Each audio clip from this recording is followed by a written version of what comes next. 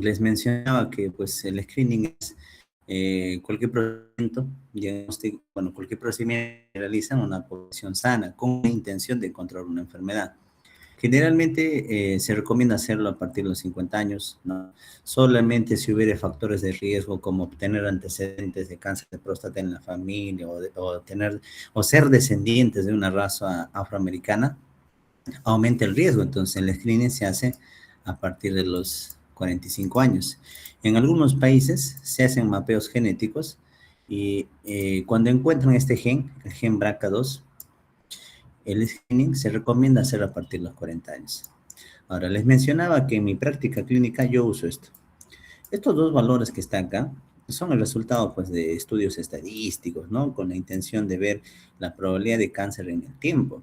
Por ejemplo, si a mí me llega un paciente de 40 años que tiene un PSA menos de 1 nanogramo por decilitro, ¿qué le digo a este paciente? Tranquilo, la probabilidad de cáncer es muy baja. Si me llega un paciente a los 60 años con un PSA menos de 2, también le digo lo mismo, tranquilo, la probabilidad de cáncer es muy baja. ¿Qué pasaría si yo encuentro un paciente de 60 años que tiene PSA de 2.2? Ojo, ¿eh? Ustedes saben que el PSA, así a grandes rasgos, ¿cuánto es normal? Menos de 4, ¿no? Menos de 4. Pero, ¿para qué me sirve este dato? Para yo poder estimar qué hacer con este paciente. Imagínense que viene un paciente con 2.2 o otro tal vez que viene con 2.9. Sigue siendo normal. ¿Por qué? Porque es menos de 4. Pero el hecho de que yo encuentre un PSA mayor de 2 en alguien de 60 años en promedio, me hace pensar que este paciente debo hacerle seguimiento tal vez anual, cada año. Entonces, no le digo que va a ser cáncer, simplemente al ver ese valor de PSA, bueno, está dentro de lo normal, pero lo que sí voy a hacer es un seguimiento un poco más corto. Es muy distinto, ¿no? Por ejemplo, la consulta pasada, no sé si con mi grupo, vi un paciente que tenía 70 años y tenía un PSA de 0.4, 0.4. Entonces, este paciente pues no va a ser cáncer ni a balas, ¿no? O al menos eso se espera. Entonces, ¿qué le digo? ¿Cáncer de próstata? Nada que ver. Entonces, para eso me sirve este valor. Ahora, ¿qué es lo que me interesa que se entienda? Obviamente la próstata, como le dicen, es una glándula. Entonces, si es una glándula, tiene arquitectura histológica de glándula. Se va a caracterizar por tener acinos glandulares, miren. Va a tener lumen, ¿no? En esos acinos glandulares va a haber células columnares, como estas, por ejemplo, células basales, ¿no? Y va a haber una lámina propia. Casi todo lo que es tejido conectivo tiene una lámina propia, ¿no? Que separa el epitelio del tejido conjuntivo. ¿Por qué es importante entender esto? Porque la próstata va a producir PSA muy abundante en el lumen de la próstata, o sea, en la glándula, en la luz de la glándula prostática. Eso es distinto en el cáncer de próstata. ¿Por qué? Porque cuando hay cáncer, las células estas se alteran, se rompe la barrera. Al haber una ruptura o una alteración de la barrera, el PSA va a pasar a la sangre y va a haber una elevación del PSA. Por eso es que en el cáncer el PSA se encuentra elevado, ¿no? Pero la sangre, ojo. ¿Hasta ahí tienen alguna pregunta? ¿No? ¿Podemos avanzar? ¿Sí? Sí, doctor. ¿Están ahí, chicos? Ya, miren. Bueno, Medina es una pregunta en el examen. Como ya les explicó el doctor Sabreiro, la próstata puede ser clasificada en 5 zonas en un magnín. Una zona central, una zona fibromuscular, una zona de transición, una zona periférica y la región de la glándula, ¿no? Entonces, ¿dónde se presenta más el cáncer de próstata? En la zona periférica. Usted, Silene, tú eres la delegada, ¿no? Sí, doctor. Dime, ¿tú tienes algún familiar que se ha operado de próstata? No, doctor. ¿Alguien tiene algún familiar que se haya operado de próstata? ¿Nadie? Mm, Nadie, porque acá hay algo que quisiera explicarles. ¿Nadie? No, Ni su vecino. ¿Cómo te llamas, niña? le decía que no, doctor. Ah, no. Yo, ya bueno. Miren, esta es la próstata. Y entonces les voy a tratar de explicar esto. Imaginen que esta es la próstata, algo así, ¿no? Y miren esta configuración, como que fuese una cáscara, ¿no? Sí, doctor. Ya. Miren, ¿usted se acuerda, Silene? ¿Tú te acuerdas que hemos visto pacientes posoperados con su sonda, con su corte? La mayoría de esos pacientes, ¿qué diagnóstico tienen? HB. Hiperplasia.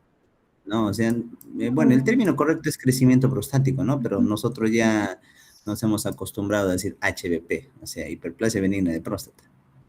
Entonces, en el hospital, será pues el 70-80% son cirugías por HBP, porque es lo que más hay.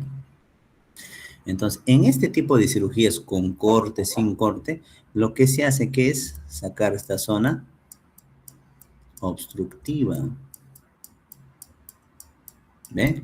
Se saca esta zona obstructiva. Entonces, ¿qué va a quedar por lógica? Va a quedar como un cascarón, ¿no? ¿Sí? sí, doctor. ¿Sí se entiende? ¿Sí entiende? ¿No? Y esta es la vejiga, un ejemplo. ¿Eh? Va a quedar como, y esta es la uretra, imagínense. Entonces, cualquier paciente que se haya operado con corte, sin corte, generalmente va a quedar así, desobstruido. Pero ¿qué es lo que queda? La zona periférica. Entonces, todo paciente operado de HBP le quita la posibilidad de tener cáncer de próstata. No. Y a veces eso pasa con los pacientes. Hay pacientes que vienen y dicen, doctor, si a mí me han operado de la próstata hace 3 años, ¿por qué yo tengo cáncer? Si a mí me han sacado todo. Entonces, esos pacientes no han entendido que ha sido una cirugía desobstructiva. Probablemente, como en todo lugar, haya tenido que quedar la cápsula, ojo, la cápsula, y ahí es donde más se presenta el cáncer. Bueno. Entonces, todo paciente operado de HBP se sugiere un seguimiento, pues tal vez anual, ¿no? Cada 2 años, con la intención de descartar cáncer. Imagínense, ¿eh? Porque uno dice, pero si ya me han operado, ¿por qué hago cáncer? No, ha quedado la zona periférica, o sea, la cápsula. Y en esa zona, el cáncer de próstata se manifiesta en un 75-80%. Por eso es que el tacto rectal sirve para poder identificar también cáncer, ¿no? Eso sí lo tienen claro, ¿no? Sí, doctor. Sí. Porque miren la uña. Porque la uña, ¿qué va a tocar? Alguna normalidad, ¿no? De la zona periférica.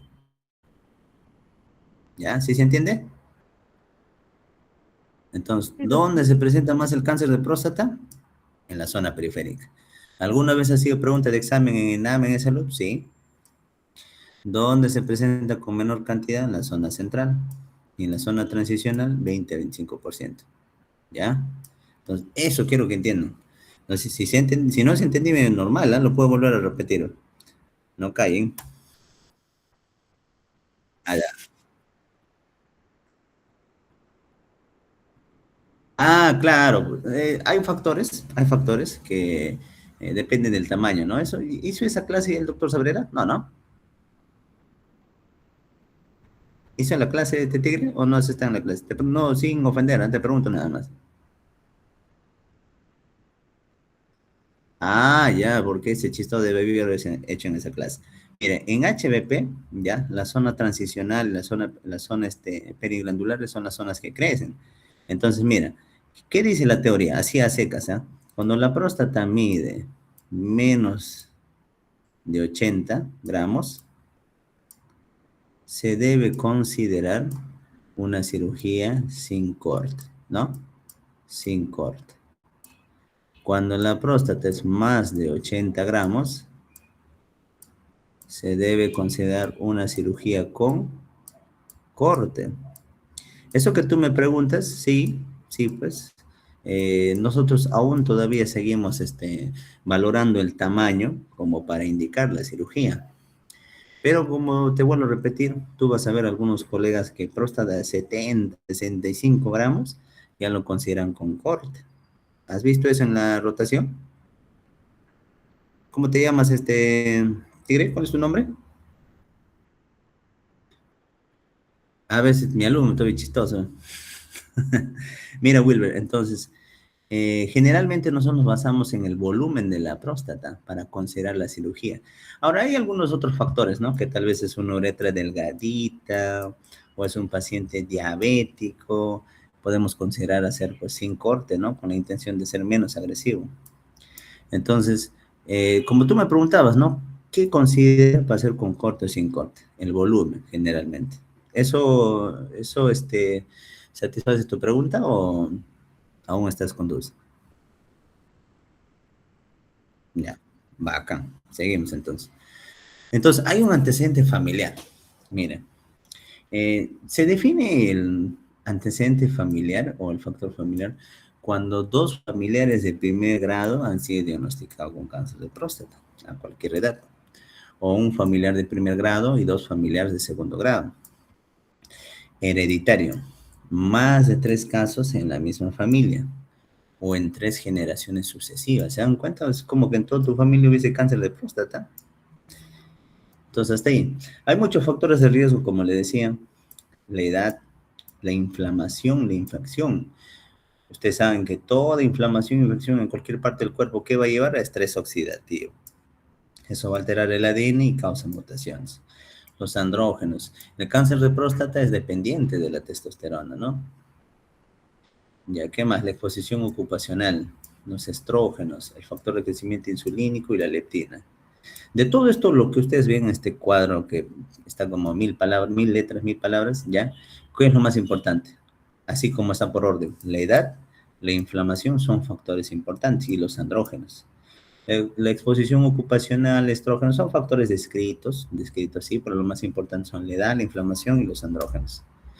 Las alteraciones genéticas, miren, hay bastantes, no todo, ¿ve? Pero de acá, ¿qué es lo más resaltante? Que existen el gen BRCA1 y el BRCA2. ¿En qué tipo de cáncer están asociados este BRCA1 y BRCA2? ¿Alguien sabe? ¿Nadie? ¿Tú, Silene, sabes en qué tipo de cáncer están asociados estos genes, BRCA1 y BRCA2? ¿Nada? ¿Nadie Mm, sabe? ¿A cáncer de En mama, mama, doctor? claro, en cáncer de mama. O sea, ustedes saben, ¿no? Que en países desarrollados se hacen mapeos, ¿no? Se hacen estudios genéticos, buscan qué predisposición a qué enfermedad puede tener desde chiquito, joven.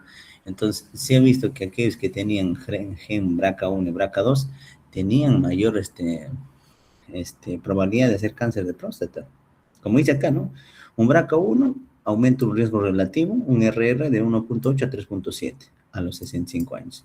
Un BRCA2, el aumento de riesgo es de 2.5 a 4.6. ¿Cuál es el cáncer más agresivo? Es el BRCA2.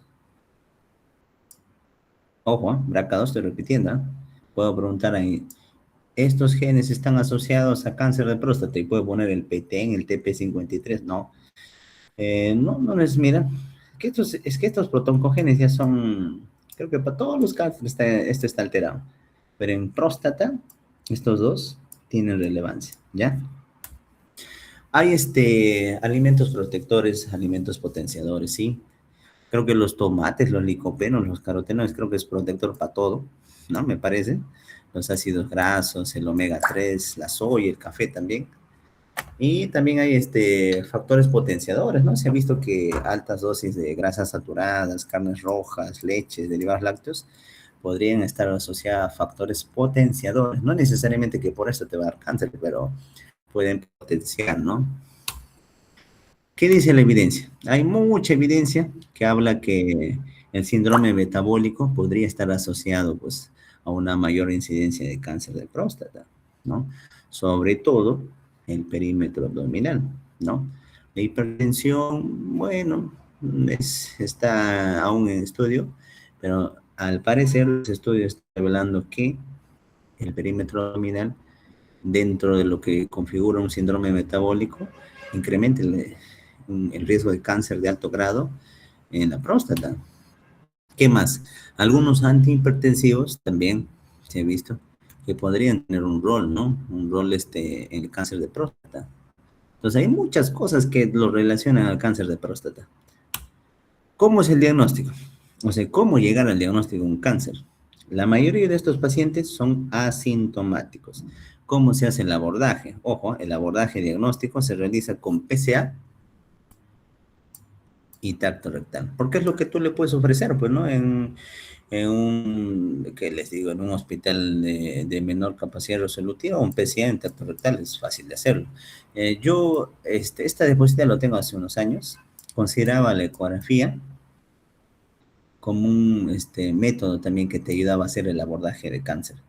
Actualmente también te dicen que la ecografía se puede usar, ¿no? Para poder valorar si hubiese sospechas de cáncer. Entonces, hasta ahí la pregunta sería, ¿no? ¿Cómo se realiza el abordaje de diagnóstico de cáncer de próstata, PSA, tacto rectal y ecografía? Pero la confirmación del diagnóstico es histopatológico. ¿Qué quiere decir? Que con la biopsia recién se confirma. El tacto rectal. El tacto rectal ha sido muy usado hace muchos años atrás.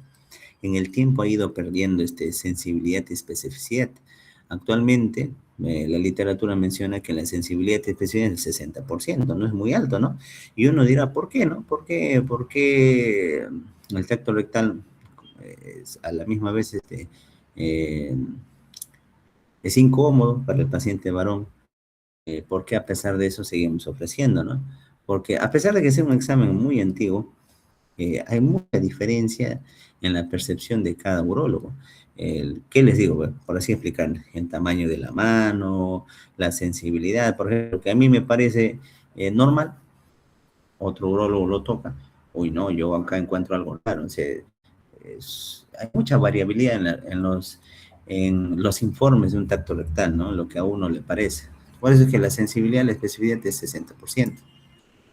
Puede detectar por sí solo, pues el 18%. ¿Y qué dice acá? No debe usarse solo. O sea, solo un tacto rectal para decir que está bien algo, está mal, no. Te sirve para tener una idea. Pero ¿con qué debes avalarte? Con el PSA. ¿Qué es el PSA? Es el antígeno prostático específico, ¿no? Entonces, es una glicoproteína, ya, es 1 millón de veces superior en el lumen de la glándula, sí, que en la circulación, obviamente, porque cuando no hay cáncer, el PSA es bajo, pero cuando hay cáncer, el PSA pasa a la sangre porque hay alteración de las células o de la histología de la próstata. ¿Cuál es la vida media del PSA? 2.2 a 3.2. Es órgano específica, ¿no? Esto siempre lo menciona, ¿no? ¿Qué quiere decir? Es una proteína que se produce en la próstata, pero su elevación no necesariamente significa cáncer de próstata. ¿En qué situaciones se puede elevar si leen el PSA? Porque, ojo, es órgano específica, no cáncer específica. ¿En qué situaciones se puede elevar?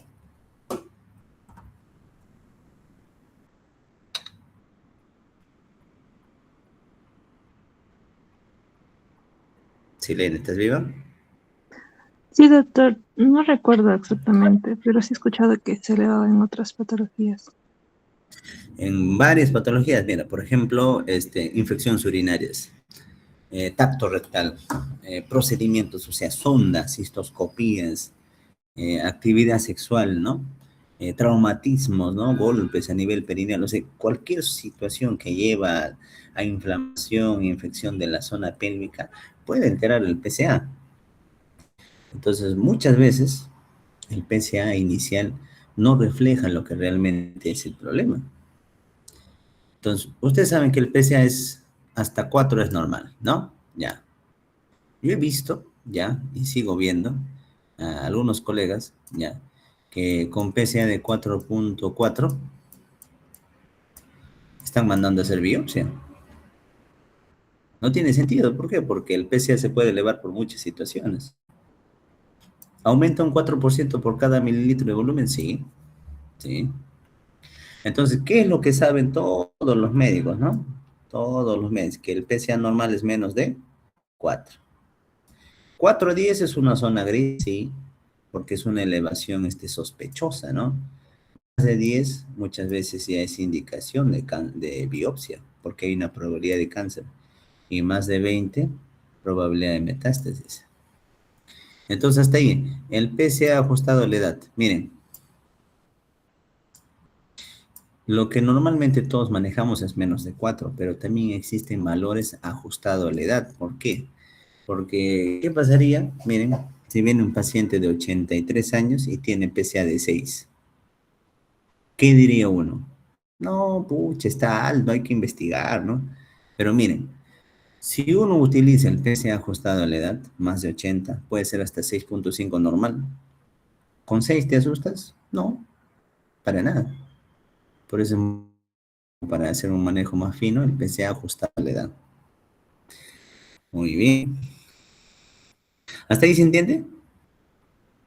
Sí, doctor. Ya, muy bien. Entonces, lo que hemos visto es lo que hay en todos los hospitales. Actualmente eso ha cambiado. Miren, ¿qué herramientas diagnósticas modernas existen? El tacto rectal, lo más primero y tal vez lo más antiguo, el PSA, tiene mayor sensibilidad y especificidad que el tacto. La resonancia de próstata multiparamétrica en estos últimos 5 años ha agarrado mucha importancia.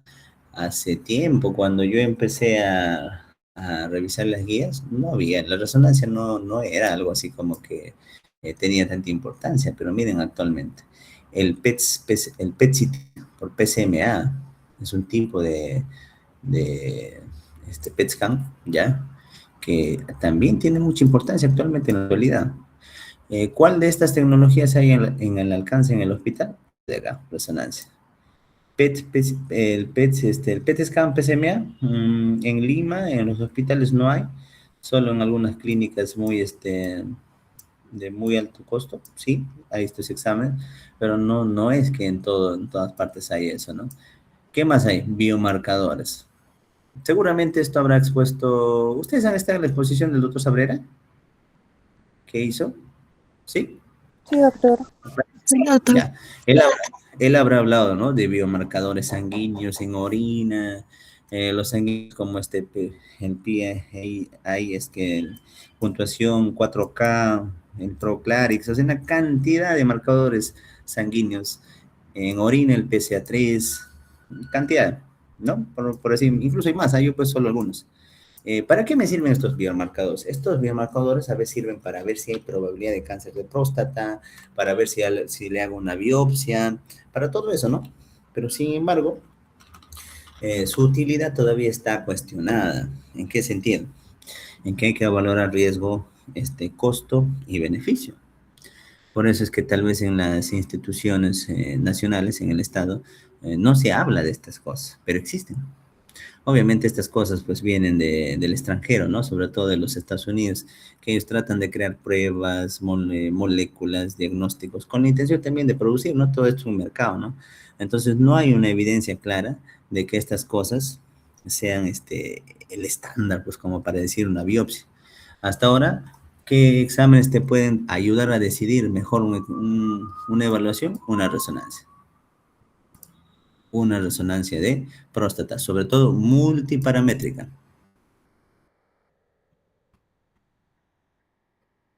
Esta es mi pantalla. ¿Por qué se denomina multiparamétrica? Generalmente, ¿ustedes alguna vez han visto una resonancia? Sí, doctor. Ya. Las resonancias, por lo general, se valoran en T1 y T2, ¿no? ¿Sí? Así se valoran. La multiparamétrica, como su nombre lo dice, abarca dos escenarios más: difusión de protones, captación de contrastes, con la intención de ver si hubiese sospecha de cáncer de próstata. Por eso le dice multiparamétrico, se usa más parámetros para valorar la próstata. Por eso es un examen de mucha importancia. Por ejemplo, acá, este es un examen de PET scan, como pueden ver, miren esto, PSMA. Incluso estos exámenes se pueden usar antes de hacer una biopsia. Esto, bueno, ya son varios años que no cambia esta parte, pero lo dejo ahí con qué intención, con la intención de que vean que hay muchas indicaciones de biopsia de próstata. Sin embargo, para fines prácticos, les voy a dictar pues las indicaciones puntuales. Por ejemplo, Una indicación puntual, ojo, eso puede preguntar en examen, es el tacto rectal anormal, ¿no? O sea, cualquier anormalidad en el tacto rectal se puede considerar como sospechoso, entonces tiene que ir a biopsia. 2, PSA más de 10, ¿no? 3, ¿qué es este acá?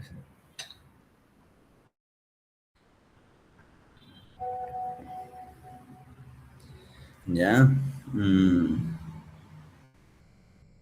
PSA de más de 10, PSA 4 a 10. Ojo, 4 a 10, ¿se acuerdan que decía zona gris? Pero index menos de 15%. ¿Eso tienen idea de lo que es? ¿El doctor Sabrera hizo su clase de eso? ¿Sí o no? ¿Y? ¿Qué dicen, chicos? ¿Hizo o no hizo?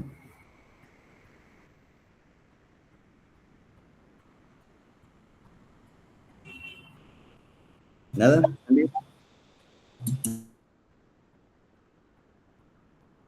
¿Están vivos, chicos? ¿Ha hecho eso? ¿Hizo eso el doctor o no?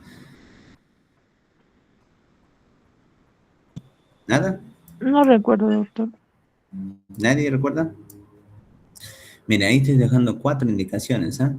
Y que cada año aumente más de 0.75. Son indicaciones de biopsia. Hay más, si se dan cuenta, pero estas 4 serían lo suficiente como para que ustedes los tengan claro. A veces en el examen ponemos esto, PSA de 6, con un índice de 15%, un índice de 30%. ¿Esto no se acuerdan qué es? ¿El PSA index? ¿Nadie tiene idea?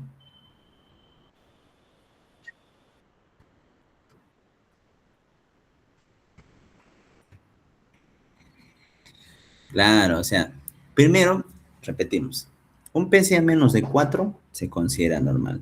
De 4 a 10 se considera sospechoso. Pero para poder definir si eso es sospechoso, te tiene que hacer el índice. ¿Qué es el índice? Es el PSA libre, ojo, libre, sobre el total, por 100, ¿no? O sea, ¿cuánto de porcentaje? Imagínate que tienes un PSA de, a ver, ¿qué les explico? De, de 8, ¿no? ¿Sí? 8, ¿ah? En total. Si tú tienes un PSA de 4 a 10, ¿qué es lo que tienes que pedir? Un PSA libre. Imagínate que tu PSA libre sea de 1. ¿Cuánto sería en porcentaje? ¿Alguien tiene idea? Estoy confundido acá.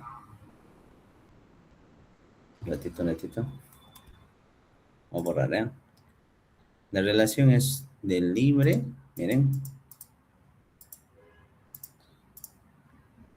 Tu libre 1 y tu total 8. ¿Qué dicen? ¿Cuánto saldría ahí? ¿Tienen idea? Sale 12.5. 12.5. Si te sale 12.5, ¿qué quiere decir? Que es menos de 15, ¿no? Entonces, eso se interpreta como que tal vez esa elevación pueda ser mala. Entonces, tiene que ir a biopsia. Pero, ¿qué pasaría si tu PSA es 3, por ejemplo, el libre? ¿Cuánto te sale ahí este silene? 3 sobre 8.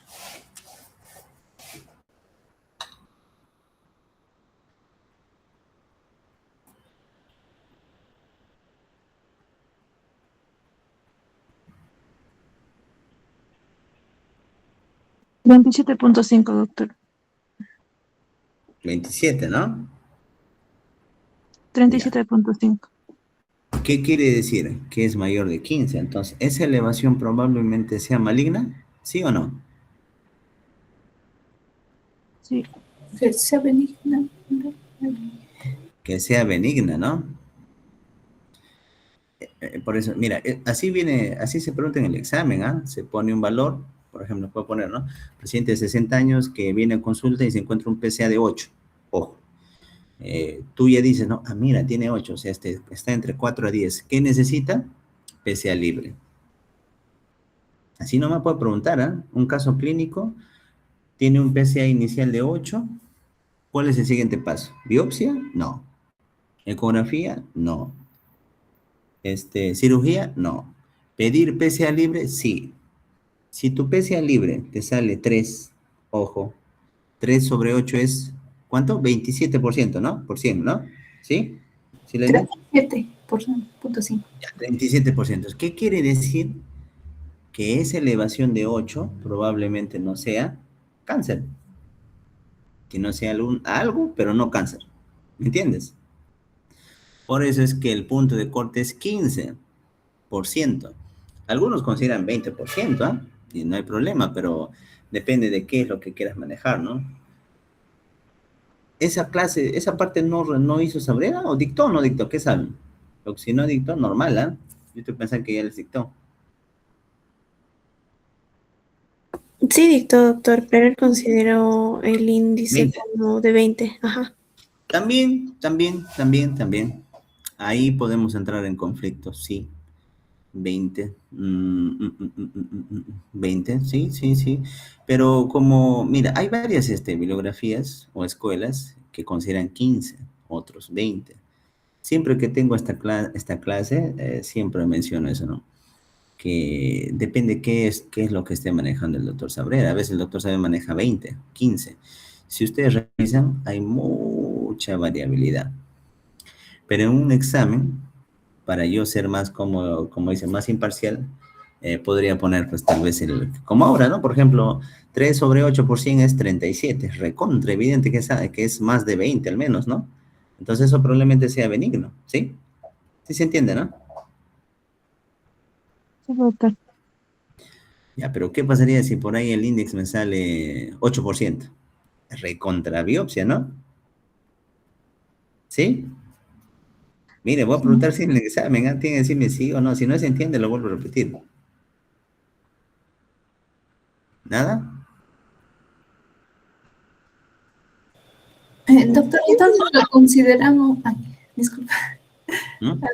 Le decía antes, lo consideramos que el rango está entre 15 y 20, por así decirlo, por ciento. Claro, va a ser 15, 20% como que el rango, el punto medio, ¿no? Pero ¿cuál es la otra indicación? Que cada año el PSA suba 0,75. Ojo, como dice acá, 0,75. ¿Ya?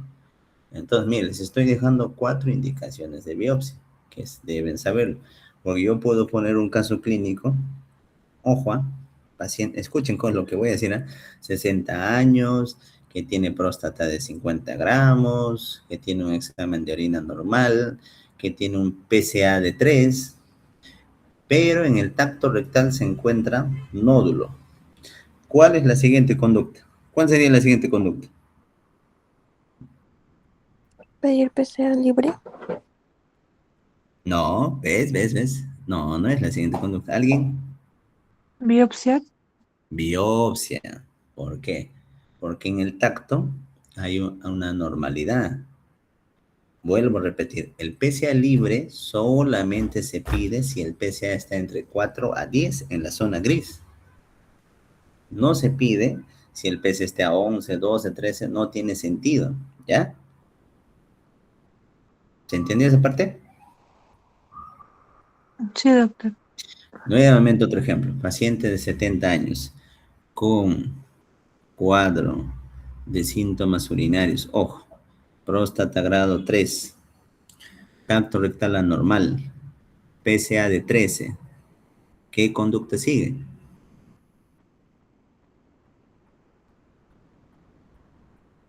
Biopsia, doctor. Biopsia, ¿por qué? Porque es una indicación de biopsia PSA más de 10. Nuevamente otro caso, para reforzar esto. Si yo tengo un paciente de 60 años que acude por disuria, por fiebre, ¿no? Un examen de orina positivo, tiene un PSA de 6,7. Ojo, el cultivo ha salido una Escherichia coli. ¿Cuál es el siguiente tratamiento? Si tiene un PSA de 6. y tiene una infección urinaria. Complicado. ¿Le vas a hacer biopsia? No. ¿Le vas a pedir tomografía? No. ¿Le vas a dar tratamiento? Sí, porque es una infección urinaria y puede hacer que ese PCA de 6 no sea real, ¿no? ¿Por qué? Porque hay una infección al momento. ¿Sí se entiende esa parte? Sí, doctor. Ya. Sí está bien, ¿no? Las indicaciones sí me han entendido. Y sí me han entendido que el PCA se eleva ante infecciones.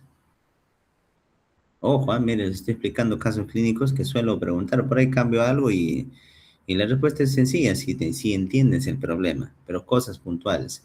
PCA más de 10, de 4 a 10, ya, si no, no se van a equivocar. ¿Está bien, no? ¿Puedo avanzar?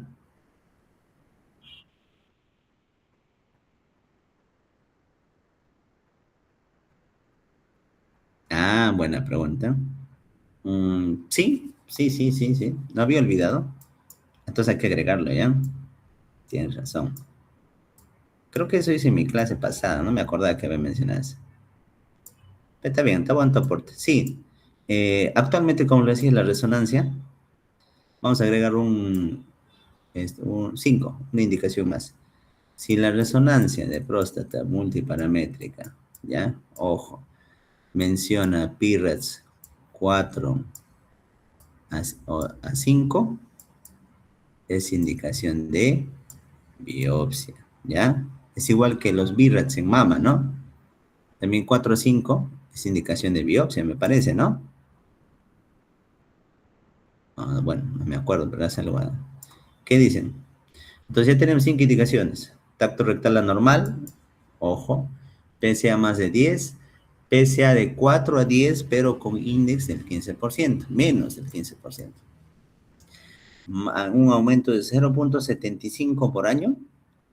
Y el 5, resonancia con PIRAS 4 o 5, ¿ya? Si te dice PIRAS 4 a 5, biopsia. ¿Sí? ¿Hasta ahí está bien?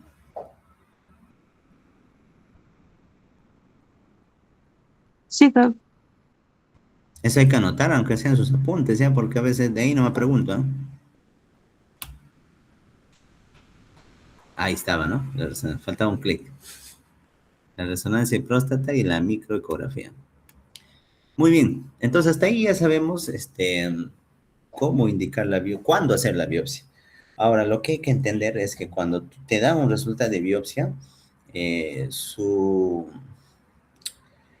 ¿cómo le puedo explicar? El idioma del patólogo te va a decir próstata, gliso, un ejemplo, 3 más 4.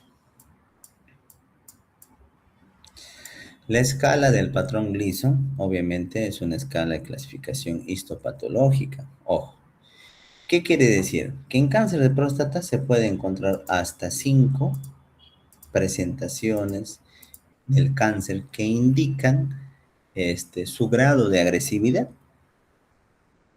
Si tú tienes un cáncer, por ejemplo, que tiene un patrón 1, ojo, el patrón 1, ¿qué significa? Que son células tumorales, ojo, pero que se parecen a la célula normal.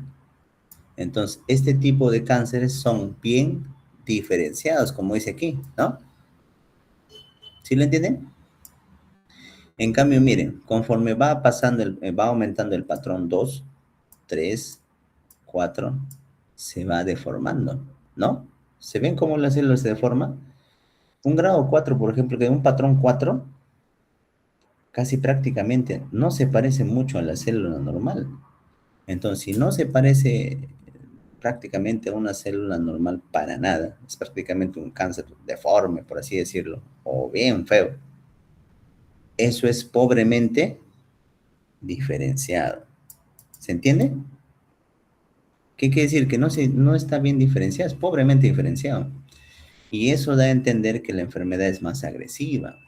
Por eso es que existen patrones en cáncer de próstata. 1, 2, 3, 4 y 5. ¿Y qué pone el patólogo, no? Gliso 3 más 4. Queda entender acá que existen 2 patrones que se visualizan en la biopsia. El primer patrón indica el patrón más frecuente. El segundo patrón, por lógica, indica el patrón en frecuencia, es el segundo en frecuencia, ¿no? Porque este patrón indica que es el más abundante y este es el que le sigue en abundancia, ¿no? En cantidad. ¿Entienden? Ahora, ¿qué pasaría si el patólogo dice Gleason 4 más 3? ¿Cuál crees que es peor? ¿3 más 4 o 4 más 3? Porque ambos suman 7, ¿no? El segundo, El segundo, ¿no? ¿Por qué? Porque me está diciendo que hay un patrón 4 en mayor frecuencia que es peor, bueno, es mucho más agresivo. Por más que ambos sumen 7, ¿eh? Entonces, se entiende, ¿no? ¿Por qué existen estos patrones? 1, 2, 3, 4 y 5. Y uno diría, ¿y por qué se complican tanto en poner números? 1, 2, 3, 4 y 5. Yo no lo entendí cuando estuve en pregrado, pero lo que sí les puedo decir es que, imagínense que esta es la próstata. En próstata, el cáncer de próstata puede ser multifocal. ¿Qué quiere decir? Puede haber zonas con focos agresivos, zonas con focos no tan agresivos, ¿ya? ¿Entiendes? Entonces, cuando tú haces biopsia, vas a sacar 12 muestras, 2 de esto, 2 de esto, 2 de esto, hasta ahí voy 6, 2 de esto, 2 de esto, 2 de esto. Entonces, puedo encontrar distintos patrones. Porque uno diría, ¿para qué se complica tanto? Los patólogos deberían poner pues un número, ¿no? 1, 2, 3, 4, nada más. ¿Por qué poner 2 patrones? ¿Para qué complicarse tanto? ¿Por qué? Porque el cáncer puede ser multifocal. Imaginen que saque biopsia de acá, tal vez este es más agresivo. Por eso es que se interpreta así, 4 más 3, 3 más 4, 3 más 3, 5 más 3. Por eso hay bastante eso. ¿Eso se entiende? ¿Se entiende, chicos? sí, doctor. Segura, ¿no? Después no quiero que estén marcando mal, ¿eh? Ujú. Ya vamos. Miren, vuelvo a repetir lo mismo. Grado 1, patrón 1, son células aparentemente normal. Mire, el 2, 3, 4 y uy, el 5 ya es una cosa horrible, ¿no? Ya muy, un cáncer ya maligno, para contra agresivo. Entonces los patrones te representan la agresividad de la enfermedad. Este es un algoritmo nuevo del cáncer de próstata, es muy nuevo, ¿no? Y les diré que hay algunas cosas que han cambiado en el tema de cuándo hacer biopsia de próstata. ¿Pero qué dicen las guías? Imagínate que tienes un paciente asintomático y tú quieres hacer una detección temprana. Primero, tienes que valorar cuál es su expectativa de vida, si es de 10 a 15 años, ¿no? Eso va a llevar a una decisión adecuada. ¿Qué es lo que tienes que valorar en un paciente que es asintomático? Ojo, PSA, historia familiar y etnicidad. Saber de dónde viene, ¿no? ¿Qué tal sus abuelitos son de África? Un ejemplo. Este paciente tiene mayor probabilidad de riesgo por su descendencia afroamericana. Ahora, ¿por qué mira en un paciente asintomático? Se tiene que valorar la edad, tienes que ver si hay que realizarlo o no, y valorar PSA, familia, ¿no? Historia, etnicidad. ¿Dónde dice tacto? En ninguna. ¿Dice tacto rectal? ¿En un paciente asintomático? No. ¿Por qué en un paciente sintomático sí se hace tacto rectal? ¿Lo ven? ¿Alguien tiene una idea?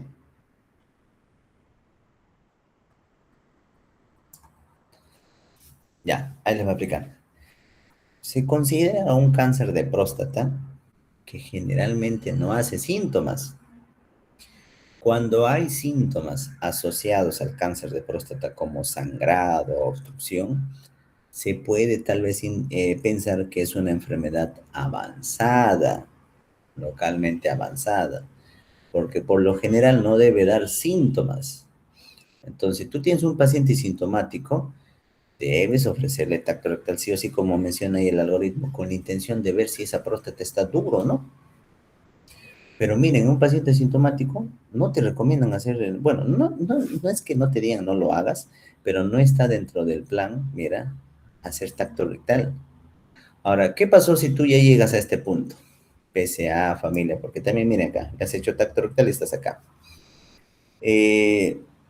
Puedes valorar, por ejemplo, si este paciente es de bajo riesgo, por ejemplo, es un paciente que no tiene cáncer en su familia, el PSA es bajo, puedes hacer esto. Mira, como si hay bajo riesgo, individualizar el seguimiento. Podrías pedirle una resonancia, ojo, MRI resonancia, ¿no? Para ver si le puedes hacer biopsia. Ahí está, mira que dice biomarcadores, calculadoras de riesgo, biomarcadores de sangre y orina, mire, y de acuerdo a esto, si esto te sale como que este paciente tiene alto riesgo de hacer cáncer, ¿qué va? Le haces una resonancia prebiopsia. ¿Y qué le haces? Biopsia. Y miren acá, ¿qué pasa si tiene indicaciones directas de biopsia? Acá entra todo lo que repetimos, las 5, ¿se acuerdan? Tacto rectal anormal, PSA más de 10, de 4 a 10, mira. Indicaciones directas de biopsia, de frente a biopsia. Esos biomarcadores que mencionó el doctor Sabrera en su exposición, ahí está. Son parte del estudio para ver si van a biopsia. Ya, muy bien. Actualmente, chicos, la biopsia se hace de dos formas.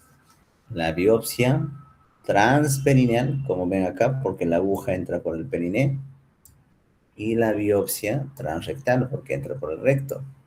¿Ven? ¿Lo ven? Ahora, existen dos modalidades. Transperineal, ojo, transperineal, ¿qué es esto? Y transrectal. La evidencia menciona que el mejor procedimiento es esto, transperineal. ¿Por qué? Porque está asociado a menos infección, a menos complicaciones. Nosotros en el hospital aún seguimos haciendo las biopsias transrectales porque tener estos materiales de las agujas, del ecógrafo, aún no está a nuestro alcance. Eso hay que saberlo, ¿ya? Entonces, se puede hacer la biopsia, sí o sí. Se puede hacer la biopsia. Se puede. Tanto transrectal como transperineal. ¿Cuál es mejor? Transperineal. ¿Por qué? Porque está asociado a menos infecciones.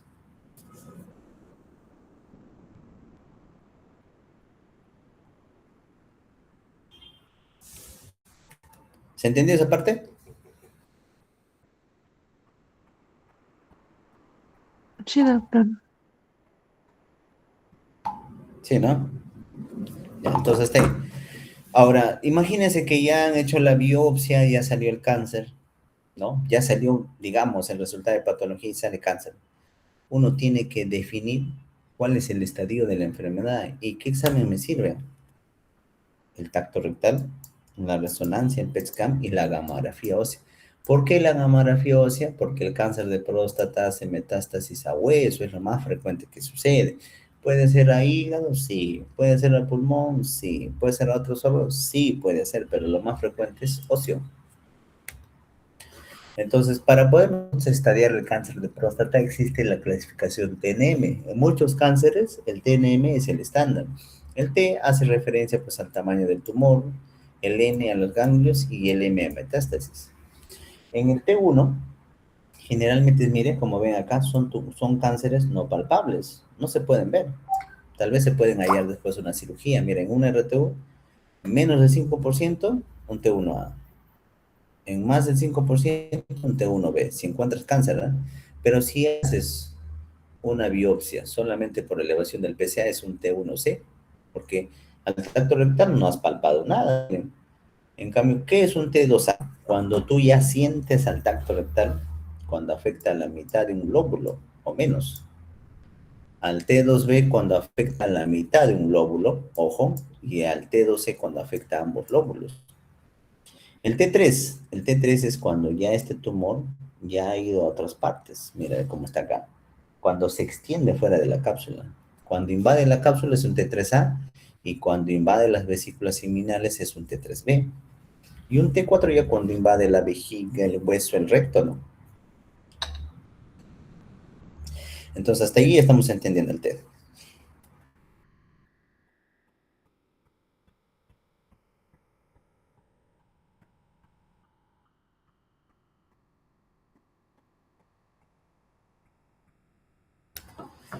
Entonces, el N hace referencia a los ganglios. Ahora, acá hay algo importante que tenemos que mencionar. El cáncer de próstata, la zona donde donde se diseminan los ganglios en la pelvis. Ojo, los ganglios pélvicos, ilíacos. Entonces, si tú tienes, mira, ganglios pélvicos ilíacos, ¿cómo se considera? N1, ¿no? Ahora, si tal vez tú encuentras ganglios en el retroperitoneo, en el abdomen, en supraclavicular, en el mediastino, eso no es pelvis. Eso es metástasis ganglionar a distancia y eso ya se considera metastásico. ¿Ah? Ojo, ¿ah? Yo alguna vez he preguntado así, paciente de tantos años con cáncer de próstata que está, bueno, que está recibiendo tal tratamiento, en tomografía se encuentra ganglio retroperitoneal de 12 milímetros, sugestivo de compromiso neoplásico. ¿Qué podemos decir de este paciente? A, ¿que es localmente avanzado? No. B, ¿que es localizado? No. C, ¿es un paciente metastásico porque hay compromiso de ganglios a distancia? Sí. Entonces, ¿eso está claro? ¿Está claro, chicos? Ya, muy bien. Entonces, hasta ahí ya sabe la clasificación TN, ¿no? Ahora, cuando tú ya has clasificado, ya sabes que es metastásico, localizado y avanzado. Espera, ¿dónde está mi paciente? Acá. Existen 3 escenarios hacia grandes rasgos del cáncer. Voy a dibujar acá. Imagínense que esta es la prostatita, ¿no? Esta es la persona. Imagínense. Mira. Cuando el cáncer está solo en la próstata, ¿cómo se llama? Localizado. Pero si el cáncer tal vez ha invadido la cápsula por acá, ¿no? Un ejemplo, o ha agarrado ganglios por acá, un ejemplo, ¿cómo se considera? Localmente avanzado. Localizado es cuando el cáncer solo está en la próstata. ¿Sí se entiende? Sí, ¿no? Sí, doctor. Pero si es que el cáncer ha migrado al hueso o a otras partes fuera de la pelvis, se considera metastásico. Entonces hay 3 escenarios: localizado, localmente avanzado y metastásico. Entonces, ¿en qué estadio se puede ofrecer curación? En el localizado. Cuando el cáncer está solo en la próstata, se puede ofrecer curación, ¿sí? Cuando es localmente avanzado, ahí cambia mucho la cosa porque tal vez no se pueda curar la enfermedad, pero sí controlar, o al menos mantenerlo. Por ejemplo, eh, cuando es localizado, hay 3 categorías del cáncer de próstata. Miren acá. Ah, no, está acá, me estoy confundiendo. Voy a borrar un ratito. No me deja borrar, ya. Cuando es localizado, ojo, engloba todo esto. Miren, riesgo, bajo riesgo, bajo riesgo, riesgo intermedio y alto riesgo. ¿A qué hace referencia? ¿Qué cosa quiere decir riesgo intermedio, riesgo bajo? Imagínate que tengas un familiar que se opera de cáncer y la enfermedad solo ha estado localizado y ha tenido suerte, se ha sacado todo. Estos pacientes tienen que clasificarse si son bajo riesgo, riesgo intermedio y riesgo alto. ¿Por qué?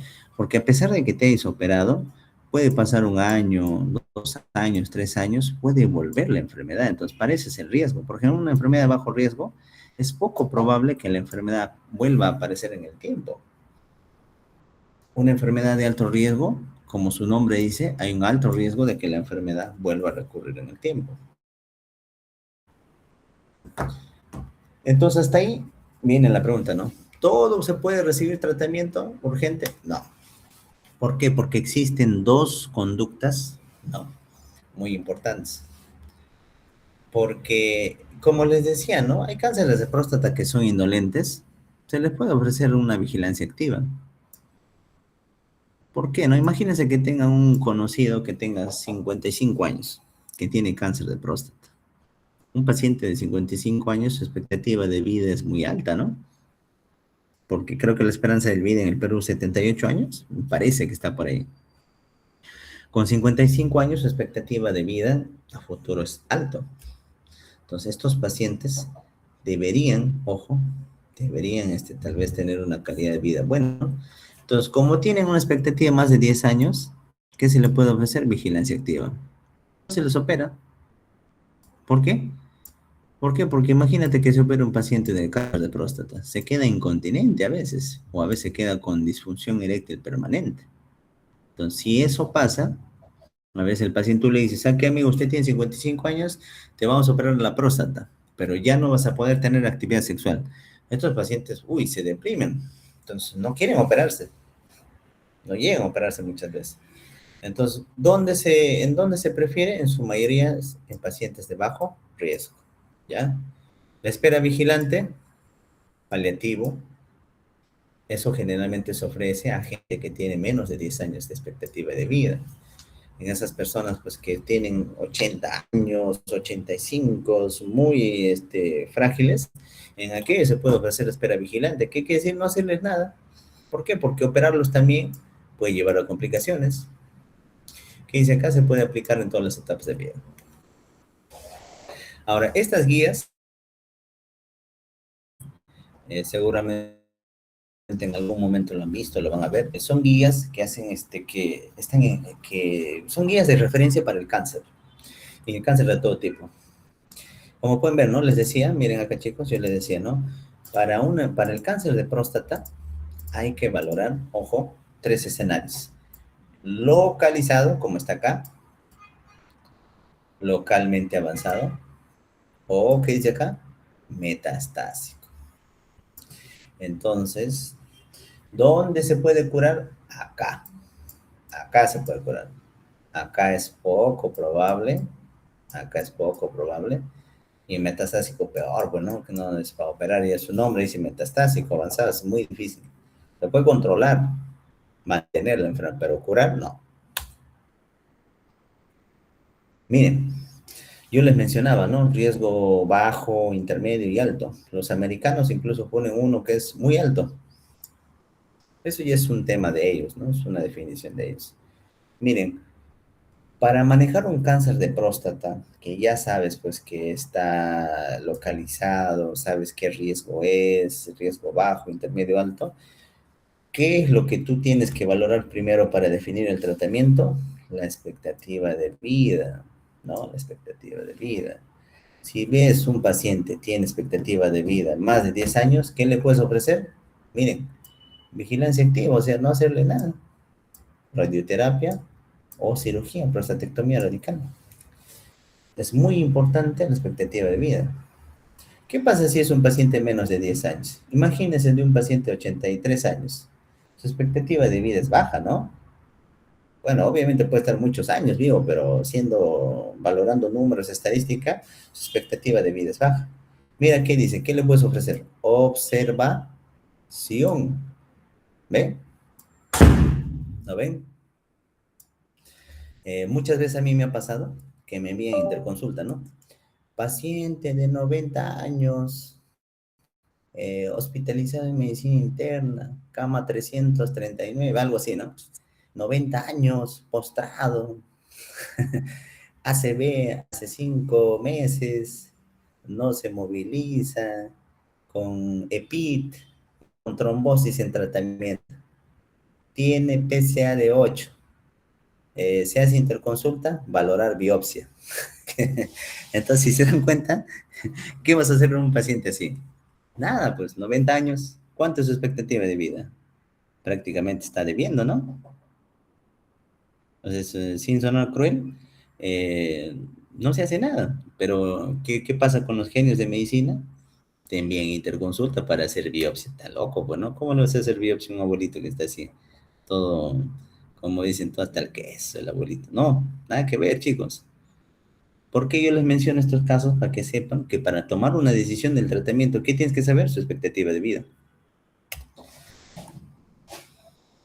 Miren, y el manejo sigue siendo igual, así hace 3 años, mira. Incluso hace hasta 6 años. No ha variado mucho. Miren, en 2023, si tenías una expectativa de 10 años, vigilancia, radioterapia y cirugía. ¿Ves? No cambia mucho. Y menos de 10 años, observación. Ahora, ¿qué pasa si tú tienes un paciente con alto riesgo, una enfermedad aparentemente agresiva? Ahí la expectativa de vida también sigue siendo importante. Si es más de 5 años, miren, te ofrece radioterapia, hormonas, hasta cirugía, mira acá. Varias cositas. Pero si la expectativa es menos de 5 años, observación, como dice, miren acá. Acá dice observación, mira, ¿eh? O radiación o hormonas. Y bonito en el 2023, miren, lo mismo. Expectativa menos de 5 años, observación, hormonas o radioterapia. No cambia mucho. ¿Qué pasa si es localmente avanzado? Si es localmente avanzado, como está acá, ¿ya? Si la expectativa es más de 5 años, puedes ofrecer radioterapia, hormona, radioterapia, hormona, radioterapia, hormona. Y ojo, no te dice que operes a todos, ¿ah? Mira, prostatectomía en casos selectos. Por eso es que yo les decía que el cáncer de próstata cuando está localizado se puede curar, pero cuando ya es localmente avanzado es muy poco probable que eso se cure. ¿Se puede mantener con radioterapia, con hormonas? Sí, se puede mantener. Y hasta ahí sería todo lo que es cáncer de próstata. ¿Tienen alguna consulta?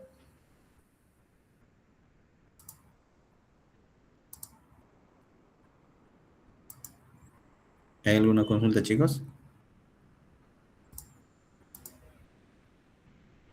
¿Nada? No hay, ¿no? Sí. Entonces, No, no, claro, doctor. 2 minutos para empezar, Cándido.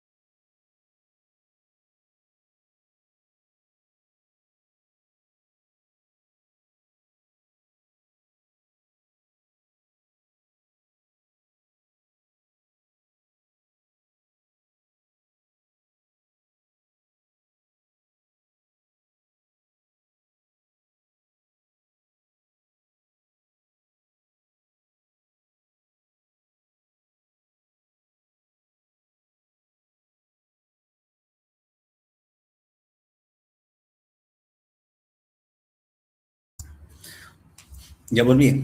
¿Están todos? Sí, doctor. ¿Cuántos estarán durmiendo? 15. Ya ni modo. Ya, chicos, miren, en cáncer de testículo, creo que me estoy presentando. Sí, ¿no? Sí, estoy presentando. Sí, doctor, sí se puede ver. Miren, en cáncer de testículo, hay cosas puntuales que hay que manejar. Por ejemplo, este, mm, alguien de su grupo de ustedes, alguien va a entrar va a tener sala en la tarde con el doctor Gutarra. ¿Alguien sabe? ¿Quién está en su grupo, el doctor Gutarra? Doctor, ¿Sí? no nos dijo nada para entrar a sala el doctor Cutar. Creo que no vas a entrar, ¿no? Bueno. No, el doctor no. Miren, mañana se va a operar creo que es un patita de 36 años. No me acuerdo bien por qué entró. Me parece que entró por un tema respiratorio o algo así. Con metástasis en el pulmón. 36 años. Le encontraron un tumor pequeño en el testículo derecho. Y ese paciente, de la nada, así en poco tiempo, ha desarrollado metástasis. Joven, 36 años. Entonces, si no, yo preguntaba porque mañana yo programé pues, para que opere el doctor Gutarra un tumor de testículo. Solo preguntaba. Mire, en lo que es cáncer de testículo, ya la incidencia máxima se presenta, miren cómo está acá, en la tercera década de vida. Para, ojo, los pacientes que tienen tumor mixto, no seminoma. Y cuarta década de vida para los que son seminomas. ¿Cuáles son los factores de riesgo? Criptorquidia, abdominal más que inguinal, 4 a 5 veces más, sobre todo en seminoma, hipospadias, disminución de la espermatogénesis, antecedentes familiares de tumores o presencia de un tumor contralateral, o incluso orquitis viral por sarampión o la exposición de la madre a dietilvestrol. Esto ha sido pues algo muy antiguo, el dietilvestrol hace mucho tiempo, pero sin embargo se vio, ¿no? Que es mujeres que han tenido exposición a eso, sus hijos tenían riesgo de hacer tumores testiculares. Entonces un tumor testicular, el T, el N y el M es muy similar. El T va a ver el tamaño del tumor del testículo. Por ejemplo, un T1, ojo, va a involucrar la red de testis, un T1, ¿ve? La red de testis del testículo. Puede llegar hasta la túnica albuginea incluso, pero no lo sobrepasa. No hay invasión linfovascular, ojo. Un T2, pues, prácticamente pues invade también la red de testis, puede invadir el ilio, pero aquí, ¿cuál es la diferencia? Que sí hay invasión linfovascular, ¿ya? Un T3 cuando invade el cordón espermático y un T4 cuando invade el escroto.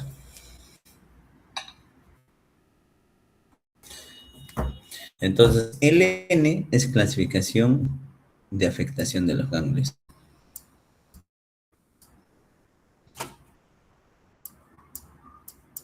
Esto no se lo preguntar, sería mucha cosa. Ya con esto va a ser demasiada información. Entonces, de esto no se asusten, a esto no pregunto. Esto tampoco.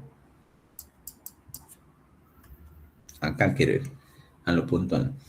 Un tumor testicular generalmente es un nódulo, no presenta dolor. No duele. Algunos casos pueden tener un leve dolor sordo, 30-40%, y solo un 20% puede haber un dolor significativo, importante a nivel escrotal. 10% de los casos se manifiestan con metástasis, como les mencionaba, ¿no? Hay un joven en oncología que está con problemas respiratorios. He encontrado que hay metástasis pulmonares. Yo alguna vez también vi un caso así, ¿no? Un paciente que ingresó a la emergencia por hemoptisis. Joven, nada más, 30 años. Y al final, cuando le hacen el examen físico, había un tumor en el testículo. Y esa era la causa de todo el problema. Entonces, muchos de estos pacientes pueden entrar en una situación ya de metástasis. Acá es lo que yo pregunto, los marcadores tumorales. ¿Qué es la alfa-fetoproteína? ¿Qué es la AFP? Ya les dije, ¿no? La alfa-fetoproteína, se me fue. La alfa-fetoproteína es un marcador tumoral. La beta-HCG también, la subunidad beta de la gonadotropina coriónica, la LDH. De estos tres, la LDH es el menos específico, o sea, es inespecífico. está asociado más a la carga tumoral. Actualmente ha salido un nuevo marcador que es el microARN. Este nuevo marcador incluso me parece que durante los años que vienen va a poder ser catalogado como mejor que estos dos. Bueno, está en ese camino, ¿no? Este es un dato reciente que he puesto este año, pero desde hace un tiempo se manejaba esto: alfa-fetoproteína, beta-HCG y LDH. ¿Por qué es importante? ¿Por qué incido mucho en esto? Porque estos exámenes lo pueden pedir ustedes, desde internos, desde médicos generales, desde serumistas, desde cualquier especialidad que ustedes puedan hacer. Estos marcadores van a permitir identificar una enfermedad agresiva a tiempo, ¿no? Y miro que, recuerden estos días, la alfa-fetoproteína, 5 a 7 días. La beta-HCG, 2 a 3 días. Ya su tiempo de vida. Ahora, hagamos un algoritmo. Miren, cuando ustedes encuentran a un paciente que tiene una tumoración, lo que sea en el testículo, ¿qué tienen que hacer? Pedir una ecografía. ¿Por qué? Porque hay que descartarlo. Miren, si ustedes ven en un informe por ecografía que les menciona que eso es un tumor de testículo, ¿qué es lo que deben pedir primero? Marcadores, porque va a ayudar a ver qué cosa está elevado, ¿no? ¿Qué tipo de tumor puede ser? Ahora, después que se ha pedido esto, obviamente, ¿quién le va a hacer la orquiectomía? El urólogo. Le va a sacar el testículo que tiene el tumor. Ojo. Una vez que se operan, chicos, que se saque el testículo, ojo, se debe medir los marcadores a los 7 días. ¿Por qué a los 7 días? ¿Alguien se acuerda? Porque el tiempo de vida de la alfa-fetoproteína es de 5 a 7 días, de la beta-HCG es de 2 a 3 días. ¿Por qué se debe pedir? Porque se supone que si tú has sacado el testículo con tumor, los marcadores deberían llegar a 0, o sea, ser normal, ¿no? Porque la operación tiene la intención de curar. Entonces, ¿qué pasa a veces? Que esos marcadores pueden no bajar a 0. ¿Y eso qué significaría? Que existe una metástasis o una enfermedad residual en alguna parte del cuerpo. Y para eso, ¿qué se tiene que hacer? Un estadiaje con tomografía, tórax, abdomen y pelvis. Por eso dice TAP, tórax, abdomen y pelvis, ¿ok? Entonces, ahora, ¿eso que yo les mencioné se me ha ocurrido? No, lo recomienda ¿quién? Las guías actualizadas, por ejemplo, del 2020. ¿Qué dice? Si tú tienes sospecha, nada más dice, ¿eh? Ni siquiera dice que eres experto tocando testículo, palpando, no, dice sospecha, que eso lo puede sospechar cualquier médico. Tienes que hacerle una historia clínica y examen. Hay que pedir ecografía. Ahí está, mírenme, ecografía testicular. Hay que pedir marcadores, beta-HCG, la alfa-fetoproteína, LDH. Miren, ahí dice, hay que pedir. ¿Y qué más? Perfil bioquímico, o sea, el perfil hepático y lo que tú quieras. Pero miren, dice eso, ¿no? Sospechas de una masa testicular, ecografía y marcadores. Si eso lamentablemente puede salir positivo, puedes considerar pedir una tomografía. Considerar. ¿Pero qué sí tienes que hacer? Orquiectomía, como dice acá, sacar el testículo. Puedes llevar a un banco de esperma el semen. Puedes discutir una prótesis de testículo, sí, sí, sí, ¿no? Como dice acá, o para pacientes con anormalías del testículos, de ambos testículos, puedes considerar una exploración del otro testículo. Al final, miren, todo esto lo puedes evaluar ustedes, ¿eh? Al final va a haber dos grandes grupos de tumores. Los que son seminoma puro, como dice acá, o los que son no seminoma. O sea, todo gira en base a esta palabra, seminoma. Ojo, seminoma. Va a haber dos grupos, los que son seminomas y los que no son, como dicen, no seminomas. Esos son los dos grandes grupos, ¿ya? Porque miren, existen cantidad de tipos de tumores. de células de Leydig, juvenil tipo adulto, tecoma, fibroma, carcinoma, tumor adenomatoso.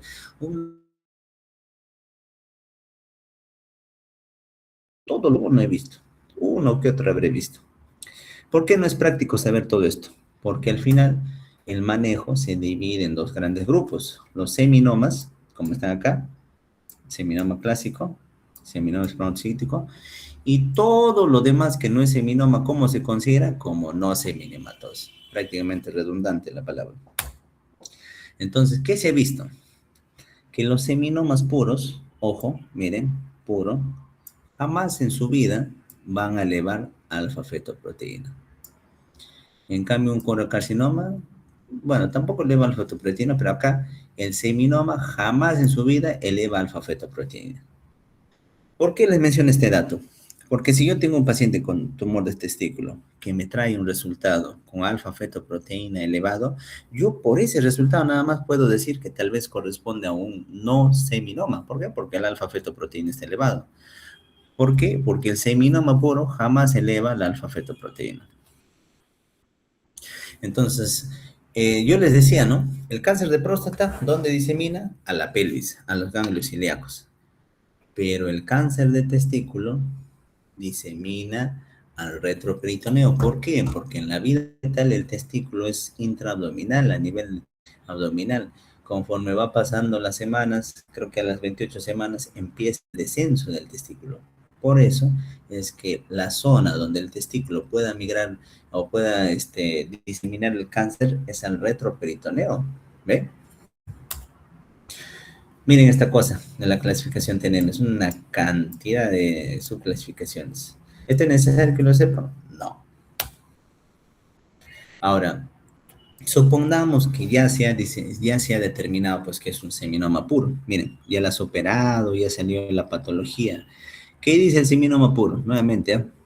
Un seminoma puro, siempre la alfa-fetoproteína es normal, o sea, nunca lo eleva. Tal vez puede elevar la beta-HCG, pero eso es un seminoma puro, ¿ya? ¿Qué dice de bueno, es un seminoma puro? ¿Cuál es el tratamiento de un seminoma puro? Vigilancia puede ser una opción en casos no tan avanzados, quimioterapia, y acá lo más importante, radioterapia. Esta vez es para un examen. La radioterapia es útil en seminoma, ¿ya? Es muy distinto a aquellos tumores que son no seminomas, que incluye todos los seminomas mixtos, o sea, todo lo demás que no sea seminoma, que digo que no sea dentro del seminoma, no esté dentro del cuadro del seminoma, ¿cómo se llama? Redundantemente, no seminoma. ¿Y cómo es el manejo ahí? Vigilancia, por ahí cirugía, quimioterapia. Pero radioterapia no.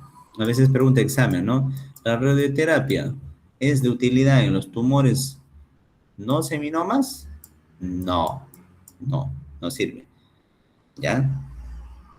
Entonces, hasta ahí puntual. Los factores de riesgo, los marcadores tumorales. ¿Por qué se repiten los marcadores tumorales en los 7 días? Ojo. ¿Y cuál es la diferencia entre el manejo de un seminoma y un no seminoma, ¿no? Siguiente. Cáncer de vejiga. En cáncer de vejiga, para ir un poco más puntual, hay que recordar que la vejiga tiene esta composición histológica: urotelio, tejido conectivo y tejido muscular. Y por aquí la serosa. Entonces, esta vejiga tiene una configuración simple: urotelio, tejido conectivo y capa muscular. Por eso es que estos tumores a este nivel, a nivel de la vejiga, pueden tener un comportamiento agresivo. Por ejemplo, ¿cómo? Los tumores de vejiga generalmente se presentan como no músculo invasivo. ¿Qué quiere decir? Que la mayoría de ellos está solo en el urotelio. Miren, como este cis, ¿no? Este es un TA porque es papilar, o este es un T1 que solo llega mente a la lámina propia.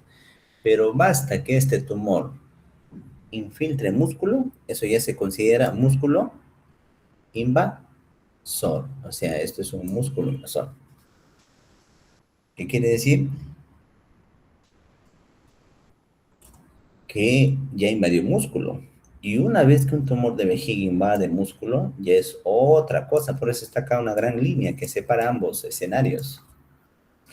¿Por qué? Porque antes nos catalogaban, ¿no? Esta zona, tumor de vejiga superficial, algo así. Y esta zona, tumor de vejiga profundo, ¿no? No es el término correcto actualmente, porque actualmente el término correcto es no músculo invasivo para estos, ¿ya? Y para esto, músculo invasor. ¿Cuáles son los factores de riesgo? Fumar. Fumar está en 50% del riesgo fumar. Es el factor más importante. La radiación, la infección urinaria recurrente, la infección por esquiostosoma hematomia, también. Entonces aquí chicos, ¿qué podemos ver? Que fumar es un factor de riesgo. Enfermeras también. Camareros, peluqueros, fontaneros, hasta médicos pueden tener factor de riesgo para hacer cáncer de vejiga. ¿Por qué? Porque en nuestras prácticas, en nuestra vida diaria, estamos expuestos a veces a sustancias tóxicas. Entonces, pues, ahí siempre va a existir un riesgo, ¿no?, de hacer algún tipo de cáncer. ¿Cuál es la clínica? Un sangrado que no duele. Cuando ustedes tienen un paciente que presenta sangrado, hematuria y no hay dolor, siempre hay que ser malicioso. Podría ser algo malo, porque es un sangrado indoloro. Hay disuria, hay urgencia miccional y hay polaquiuria en un 20%. ¿Cuáles son los estudios de imágenes ideal? La ecografía ayuda, la tomografía también. Pero ¿cuál es el examen que me ayuda a determinar si estoy ante un tumor? La cistoscopia. Les pueden poner un caso, ¿no?, de paciente que tantos años, que tiene hematuria y en la ecografía se ve una masa. ¿Cuál es el siguiente examen? Cistoscopía. ¿Por qué? Porque debemos identificar si eso es un tumor, porque esto tiene aspecto de tumor. El estadiaje, como les decía, el punto de corte es aquí, T1. Un T1 es cuando invade el tejido conectivo, pero un T2 es cuando invade músculo y eso ya es otra cosa. Entonces ahí, supongamos que ya has hecho la cistoscopía, que has visto que es un tumor. ¿Qué es lo que sigue? Debe entrar a cirugía. Y a eso se llama resección transuretral de la vejiga. ¿Con qué intención? Con sacar este tumor. Sacar este tumor para poder identificar hasta dónde está, a qué profundidad llega. Puede ser un tumor tal vez que invade músculo. Por eso se hace eso. Entonces, el tratamiento de los no músculo invasivos, ojo, ¿qué pasó acá? Se colgó.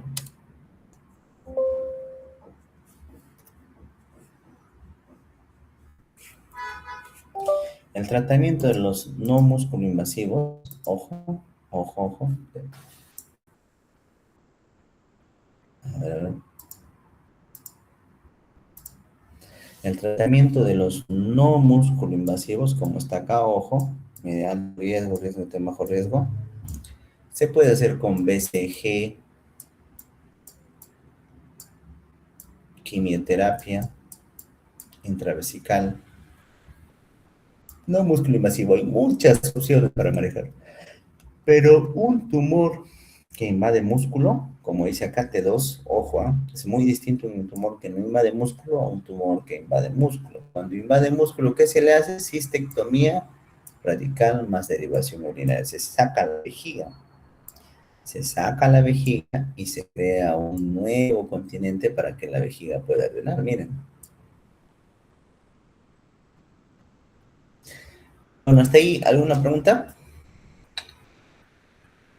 No, doctor. Ya, vamos a cáncer de riñón, ¿ya? Cáncer de riñón.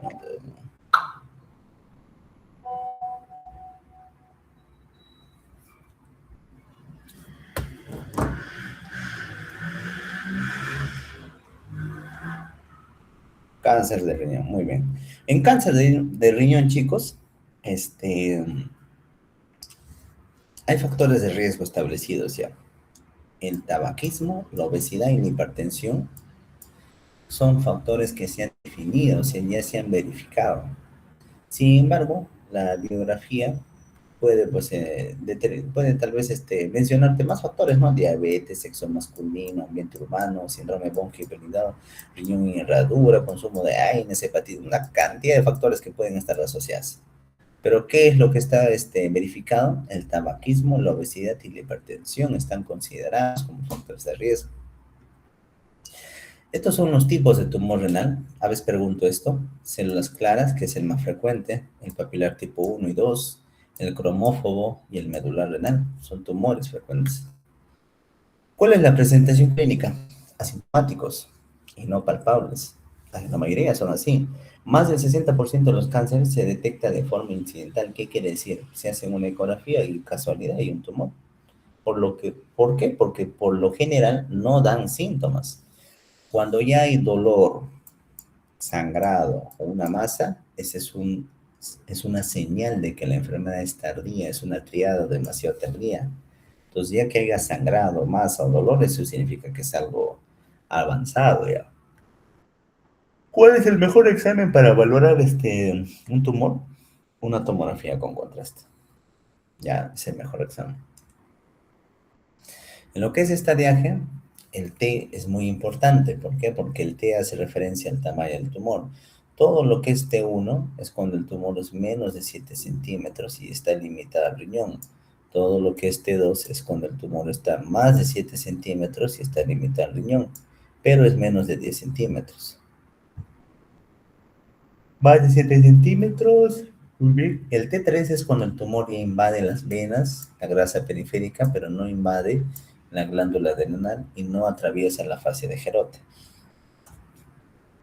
Entonces, hasta ahí, ¿cuál es el tratamiento para un cáncer de riñón? La nefrectomía. Sacar todo esto.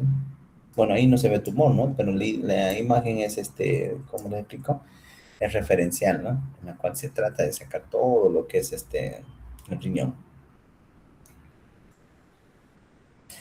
¿Cuál es el tratamiento? Nefrectomía. Existen dos tipos de técnicas, la parcial y la radical. Así a grandes rasgos. ¿Cuándo puedo ofrecer parcial? Cuando tal vez el tumor es menos de 4 centímetros. ¿Ya? Como en este caso, un tumor pequeño, le ofrecen una nefrectomía parcial.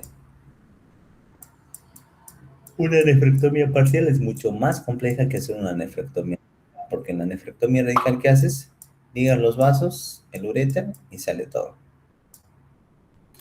Entonces, hasta ahí, chicos, vamos a 5 minutos y terminamos la clase de trauma renal, ¿ya? 5 Está bien, doctor. minutos.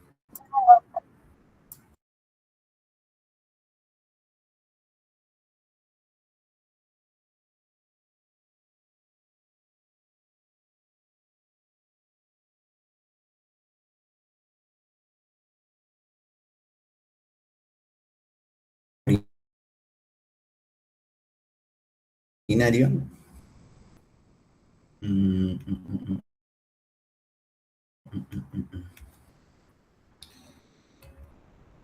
Bueno, los deportes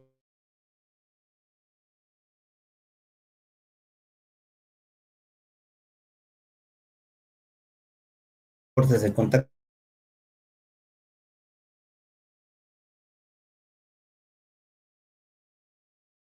son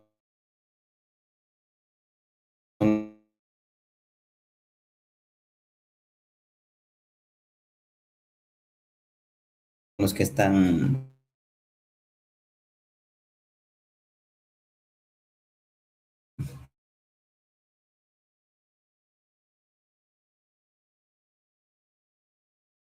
bueno, los varones están, Doctor, se le les tiene escucha mayor intercortado.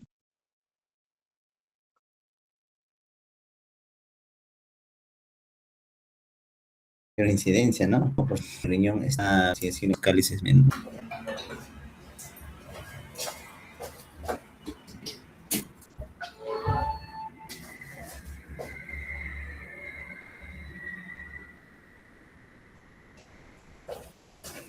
Ahí, ¿se escucha? Sí se le escucha, doctor. Ya, el mecanismo de lesión, el 43% de la lesiones de las vías urinarias corresponden al riñón.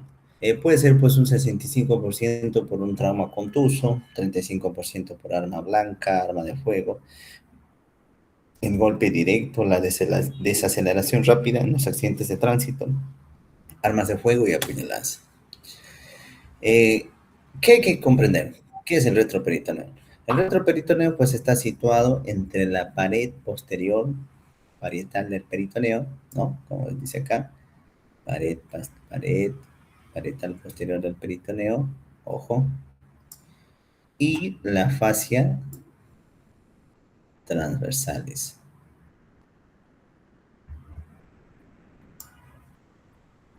Entonces, el retroperitoneo también va a estar dividido en tres zonas. Una zona anterior pararrenal, en verde, una zona posterior pararrenal, en este color, es medio fucsia, creo, ya. Y una zona perirrenal, que está dentro de esta fascia, que es la fascia de Gerota, la fascia que cubre el riñón. Entonces, podemos ver ahí que el riñón está dentro del retroperitoneo y el retroperitoneo es un espacio limitado, ¿no? Limitado, no es un espacio así libre, ¿no? Como el abdomen, que si hay un hematoma o hay una distensión, el abdomen se distiende.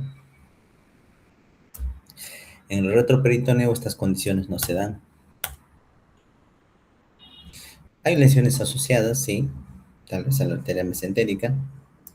Esta es la aorta, la arteria mesentérica. Esta es la cava, la vena renal izquierda y la arteria renal izquierda. Entonces, ¿qué más puedes encontrar? Lesiones de vaso, este es el vaso, lesiones de hígado.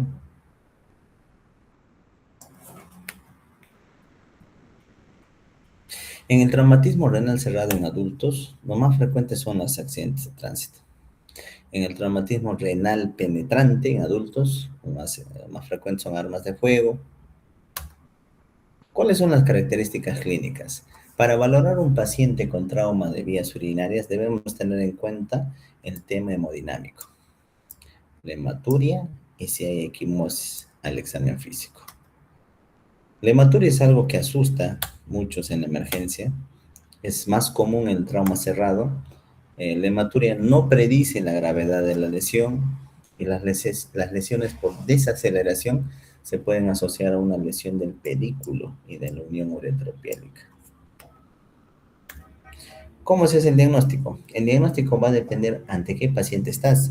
Imagínate que te viene en la emergencia un paciente, no sé, sufrió un accidente y cuando entra en la emergencia está en shock, con inestabilidad hemodinámica. Este tipo de pacientes no tiene opción pues a hacerse pruebas, no tiene mucho tiempo porque su vida corre peligro. Entonces estos pacientes, ¿qué se va a hacer? La parotomía exploratoria. ¿Qué pasa si el paciente está estable, no? Si está estable, no está descompensado, ahí sí lo que tienes que hacer es pedirle una tomografía con contraste. ¿Por qué? Porque en la fase arterial, ojo, es donde se puede identificar las lesiones hipervasculares. Ojo, ¿eh? La fase arterial o la fase cortical, que es lo mismo, es muy importante para valorar trauma de riñón. La fase venosa o la fase nefrográfica y la fase excretora me puede servir para valorar lo que es trauma de riñón, sí. La urografía intravenosa no es un examen que lo haya visto, no lo vi nunca.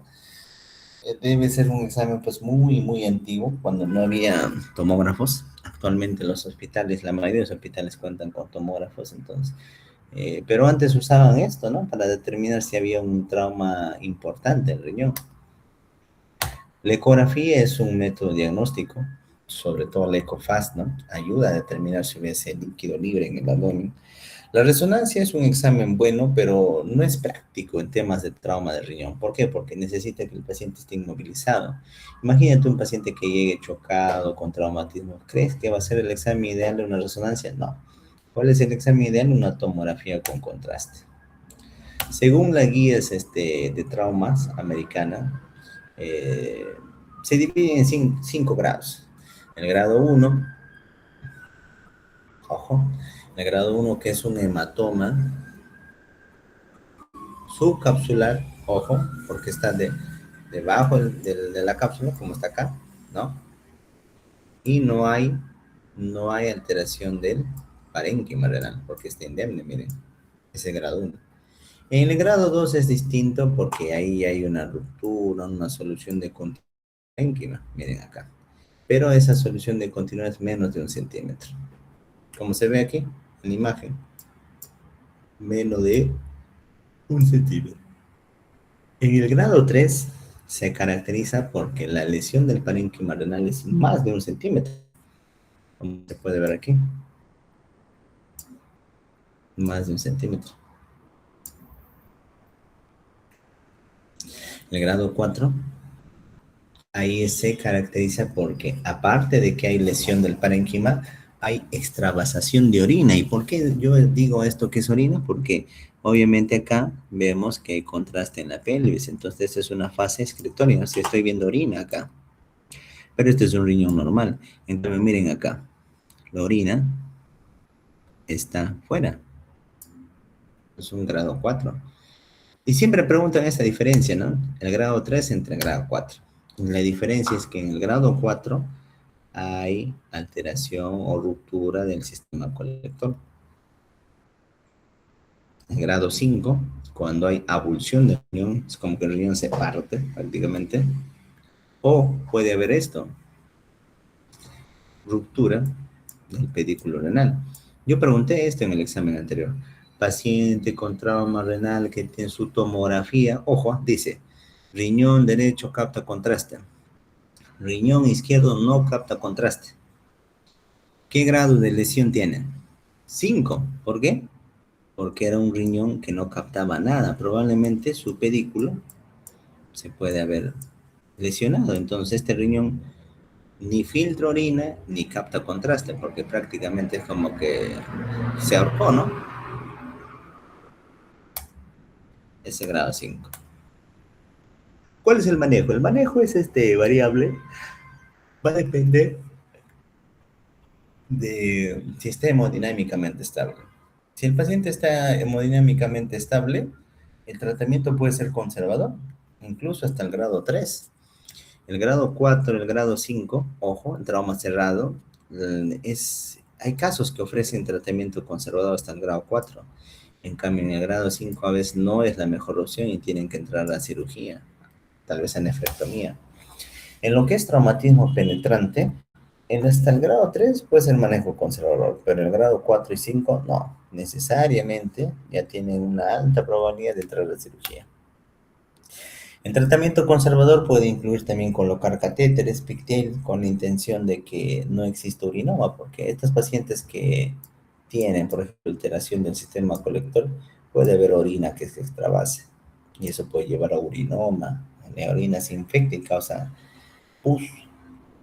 En cambio, un catéter pigtail puede favorecer eso.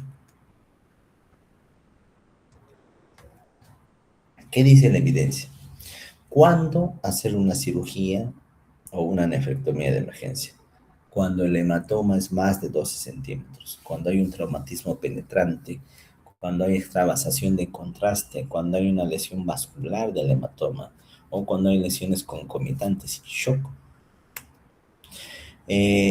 Parte del manejo también de trauma renal viene a ser la embolización. Personalmente yo nunca he visto una embolización, ¿no? Pero describen la biografía que se puede realizar. ¿Cómo se hace el seguimiento de un paciente con trauma renal? Mencionan que se debe repetir una tomografía entre 48 a 72 horas para los pacientes que tienen trauma de grado 4 o 5, o para aquellos pacientes que muestren deterioro clínico. ¿Cuáles son las indicaciones de cirugía? Aquellos pacientes que usan 3 unidades de sangre, cuando tienen lesión renal de ambos riñones, cuando hay un alto grado de lesión en un solo riñón o cuando hay extravasación de orina persistente o sagrada. Eso es lo que respecta al trauma de riñón. En el trauma de vejiga hay que entender dos cosas antes de hablar.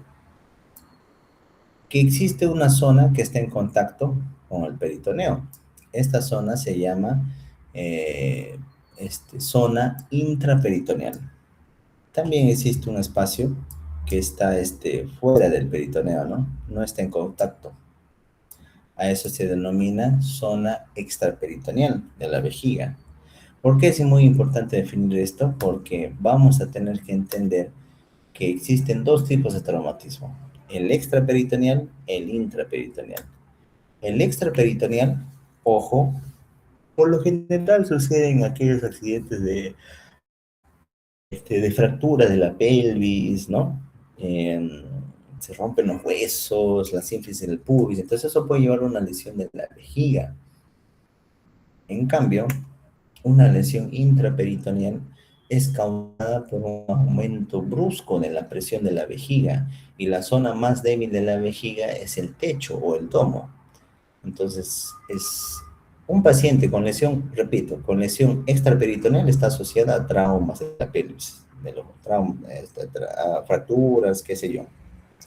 En cambio, una lesión intraperitoneal está asociada a un incremento brusco de la presión, lo que lleva a una ruptura del techo de la vejiga. Y eso mismo va a causar una abertura pues al abdomen. Entonces también existe el traumatismo vesical iatrogénico que se realiza pues en la cirugía, ginecología, en algunos procedimientos de urología también podemos lesionar la vejiga sin querer. El grado 1 es cuando hay un hematoma intramural. El grado 2 cuando hay una lesión extraperitoneal menos de 2 centímetros. En grado 3 cuando hay una lesión más de 2 centímetros o menos de 2 centímetros, pero a nivel posterior. En grado 4 cuando es más de 2 centímetros. Grado 5 cuando hay lesión del cuello de la vejiga. Bueno chicos, hasta ya hemos terminado. Si tuvieran alguna pregunta o si no, pueden ir a pues, avanzar otros temas o a descansar. Porque son la 1.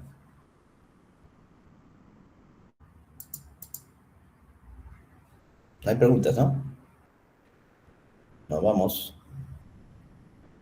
Gracias, doctor.